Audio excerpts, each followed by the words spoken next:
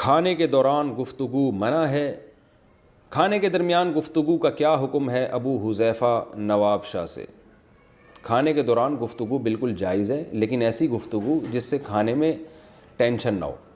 آپ نے کوئی پیچیدہ مسائل لے کے بیٹھ گئے، گھریلو جھگڑے وراثت کے مسائل لے کے بیٹھ گئے کھانے کے دوران، تو پھر کھانے میں دل نہیں لگتا، آدمی کا کھوپڑی ادھر کو جاتی ہے، اس سے بدہضمی ہوتی ہے، اللہ کی نعمت کی ناقدری ہوتی ہے۔ کھانا اللہ کی بہت بڑی نعمت ہے، تو اس لیے کھانے کے دوران بالکل خاموش رہنا یہ بھی غلط طریقہ ہے۔ باتیں ایسی پیچیدہ مسائل کی لے کے بیٹھ جانا یہ بھی غلط ہے۔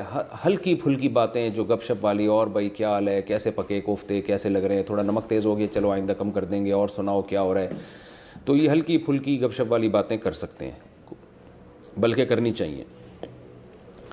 بالوں میں اچھا کہہ رہے ہیں کہ ڈرامے میں نکاح حقیقت میں ہو جاتا ہے؟ ڈرامے میں لڑکا لڑکی کا نکاح ہوتا ہے، اس کا کیا حکم ہے؟ حافظ زبیر امریکہ سے۔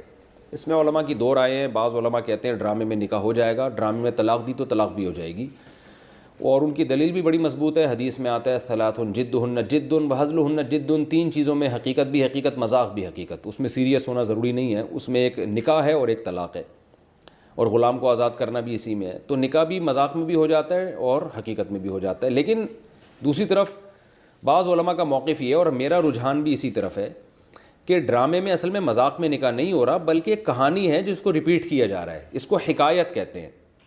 تو حکایتاً اگر کوئی نکاح کر رہا ہے، یعنی کسی کو نقل کر رہا ہے نکاح کو، یا طلاق دے رہا ہے، تو وہ نہیں ہوتی۔ جیسے ہم کوئی کہانی پڑھ رہے ہوں، اب کتاب میرے سامنے رکھی ہے، میں کہانی پڑھ کے سنا رہا ہوں، اور اس کہانی میں زید کا میں ملفوظ پڑھ کے سناؤں کہ زید یہ کہہ رہا ہے کہ میں نے اپنی بیوی کو طلاق دی طلاق دی طلاق دی، تو میں اب لفظ تو میرا یہ ہے کہ میں نے اپنی بیوی کو طلاق دی، مگر وہ میں نہیں دے رہا، میں تو اس کے قول کو نقل کر رہا ہوں، یعنی وہ زید کا جو قول ہے اس کو میں نقل کر رہا ہوں۔ تو جو ڈرامہ بھی اصل میں کریکٹر ہوتا ہے، اس کے پیچھے کہانی ہوتی ہے، اسکرپٹ ہوتی ہے، تو ڈرامے والے اس کو کتاب کو پڑھ کے نہیں سنا رہے، ایکٹنگ کر کے سنا رہے ہیں اس اسکرپٹ کو، اس پوری کہانی کو۔ تو اصل میں وہ ہزل نہیں ہے کہ مذاق میں دے رہے ہیں، بلکہ وہ کہانی جو طے شدہ پہلے سے لکھی ہوئی ہے اس کو پڑھ کے سنایا جا رہا ہے اس میں۔ تو اس لیے ہماری رائے اس میں ابھی تک جو رجحان ہے وہ یہی ہے کہ اس سے نہ نکاح ہوگا نہ طلاق ہوگی، لیکن نکاح اور طلاق کا معاملہ ہے بڑا حساس، تو اس لیے اس میں ڈرامے والوں کو چاہیے کہ مذاق میں نکاح نہ کریں، یعنی حکایتاً بھی نہ کریں، کیونکہ بہت سے علماء اس کے قائل ہیں کہ طلاق ہو جائے گی بہرحال۔ تو طلاق اور نکاح ایسا مسئلہ نہیں ہے جس میں آپ اختلاف کی بھینٹ چڑھا دیں، اس کو احتیاط کے پہلو کو اختیار کرنا چاہیے۔ ڈرامے میں نہ طلاق دی جائے اور نہ نکاح کرایا جائے۔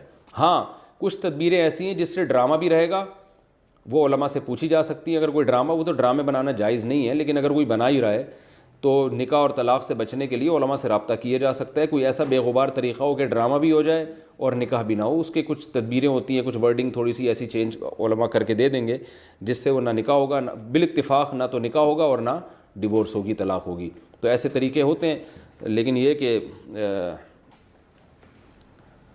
ہے بہرحال یہ اختلافی مسئلہ۔